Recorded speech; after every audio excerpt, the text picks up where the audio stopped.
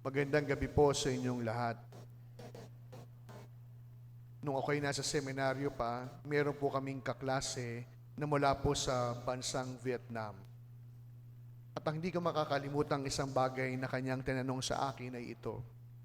Hindi ba't ang Pilipinas ay isang katolikong bansa, isang katolikong pamayanan, isang relihiyosong bansa sa Asia, pero bakit kahit saan daw siya magpunta, maraming pulubi sa lansangan? Gayong ang bawat sakyan na jeep, mayroong Santo Niñong nakasabit. Gayong bawat tahanan, may Last Supper at malaking rosaryo sa loob ng bahay. Gayong katolikong bansa, pero malaking problema ang pamahalaan. Marami sa ating mga nananampalataya, mga minamahal ko mga kapatid, na ang pagiging reliyoso at makadiyos ay nangangahulugan lamang ng pagrosaryo at pagnonobina. Ang iba, pagproposisyon. Yung iba, pagbabasa ng Biblia. Hindi pa nga minsan nagdaang sisimba. Akala nila, doon lamang nagtatapos ang pagiging Kristiyano. Yun lamang ang paraan ng pagiging Katoliko. Subalit nakalimutan ng mas higit na nakararami na matapos to pa rin ang mga ritual, matapos gawin ang mga espiritual na responsibilidad, inaasahan na ang bawat Katolikong binyagan ay magiging kamukha ni Jesus, magiging katulad ni Jesus. Ano ibig sabihin? Magmamahal ng kagaya ng kanyang pagmamahal. Maglilingkod ng katulad ng kanyang paglilingkod. Kaya nga po, ano ang paalala? Ang pananampalatayang walang gawa ay isang pananampalatayang patay. Patay na hindi makakapagbigay buhay para sa iba.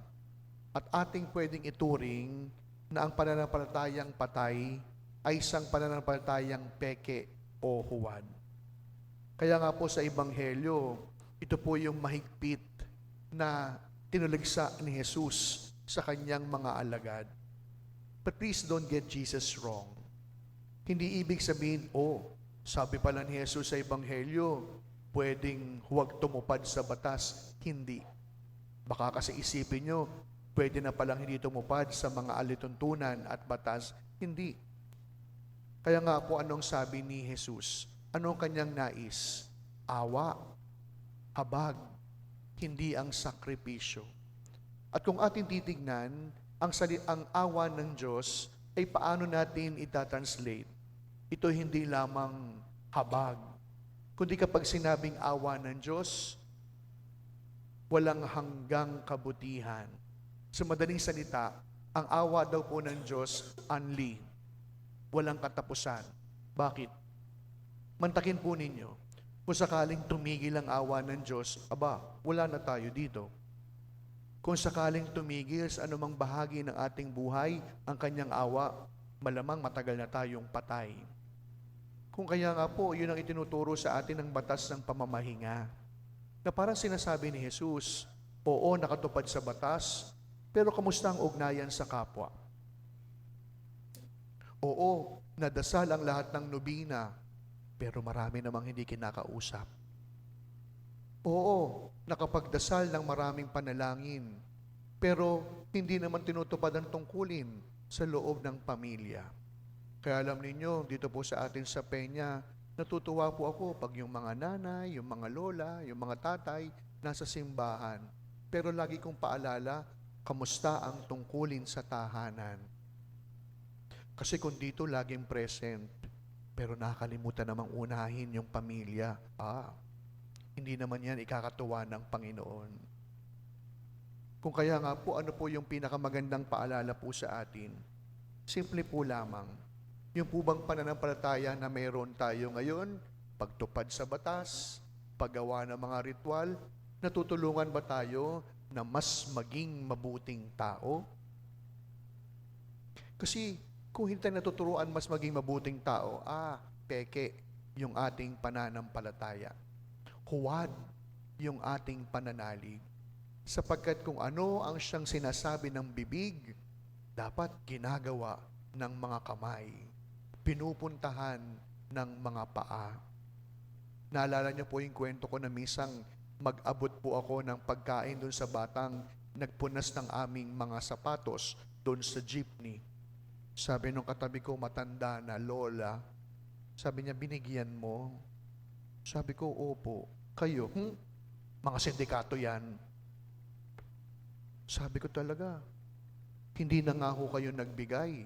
Tamang hinala pa kayo. Aminin nyo, may mga pagkakataon, ganyan po tayo. Yung bang meron naman tayong sadyang ibibigay, pero naman talaga, ilang barya. Pero pansinin ninyo, ano unang naisip? Mas malaki ang katawan mo. Ano unang naisip? Niloloko lang ako niyan.